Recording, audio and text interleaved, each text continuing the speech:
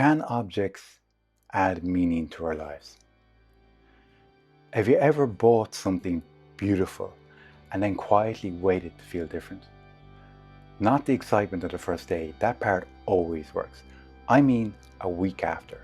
The moment you realize the object is exactly what you'd hope it would be, but nothing inside has really changed, and you are exactly the same person you were before you bought it. I did that this year, and I've been trying to work out what I actually expect to happen. The idea that helped me is simple. An object does not carry meaning on its own. It holds the attention we have spent on it. So a thing becomes meaningful in the way a room becomes warm, not instantly and not because of what it's made of. It happens slowly because of what has been happening in your life surrounding the object. The idea comes from a book called The Meaning of Things, Domestic Symbols and the Self, published in 1981 by the Cambridge University Press. It was written by two researchers from the University of Chicago. They went into people's homes and asked a very direct question. Which of the objects here do you cherish the most and why? In 1977, they interviewed members of 82 families around Chicago across 3 generations. The answers were not what you would expect if you would expect beautiful things alone to make life richer. People rarely named the most expensive object in the house. They named furniture, photographs, a musical instrument, a stereo, things that were often quite plain. What made those objects matter were not how they looked or what they cost. It was what had happened around them with people or ideas that we are connected to. Who had used them, what had been played on them, who sat there. The researchers had a phrase for this. They described cherished objects as objectified psychic energy, attention made solid. So objective psychic energy suggests that the physical objects we cherish become significant because they represent the time, care, and mental focus we have devoted to them, turning our intangible attention into something tangible, I think. But they also warn that maintaining things can consume the attention that makes life meaningful in the first place, until objects stop serving you and start managing your life. I think we can all relate to that. And this is the concept I'm trying to pin down. So what's my story? Earlier this year, I bought a watch to mark something. I keep 6 watches. This is my whole collection and it stays at 6. So buying one meant selling one.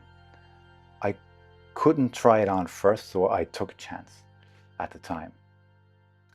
And I told myself I was buying it because it was beautiful. Looking back, I think I was buying it to make the milestone feel real.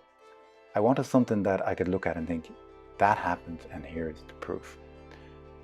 And for about a week, I kept checking my wrist. Then it became normal. This was the part that unsettled me. Not disappointment exactly, just the ordinary silence of owning something. But what surprised me came later. Someone asked me about the watch and I ended up telling them why I bought it. And I noticed that telling mattered more than the object did. So what this changed? Before, I was asking whether I had chosen well, whether the object, whether the watch was good enough. And that was the wrong question. It was never going to have a satisfying answer because I was waiting for the watch to do something a watch alone cannot do. The watch was never going to deliver meaning. It was only ever going to store it mentally inside me. Like, for example, there's a tie I have that came out of a dozen that was laid on a bed. I chose one that stood out before a wedding, and this has never once fell flat. By the time I picked it up, it already had a day and a person attached to it. The watch arrived in a box. So what changed for me? Not is this beautiful enough to matter? But what does it mean to me? And I think that might be useful if you have ever bought something you've loved and felt strangely flat afterwards. It may not mean that you're shallow. It may not mean that you chose badly. It just means that nothing has happened to add meaning to this object yet. There's a small test to this. Think of an object in your home you would save first, then ask what is the cost. You might surprise yourself with this. It might not be the most expensive. But I don't want to be dishonest and say that beauty is irrelevant, because I do not believe that. Beauty is what makes you look in the first place, and attention is where it all begins. A beautiful object earns your attention more often than an ugly one, and over the years that adds up. That is a real advantage. But don't confuse beauty with a shortcut. Ultimately, the true work of finding meaning has to come from you. So I would like to know about your version of this. If you had to keep one object from your home, what would it be? And what is the actual meaning of the object to you? I would rather hear about a plain thing that you would never sell than some expensive item. And let me know if you'd like to speak about this experience with me directly. So in the next episode, because if meaning really is attention that has been spent somewhere, then the question underneath all of this is, what deserves that attention in the first place? That is where I want to go in the next episode.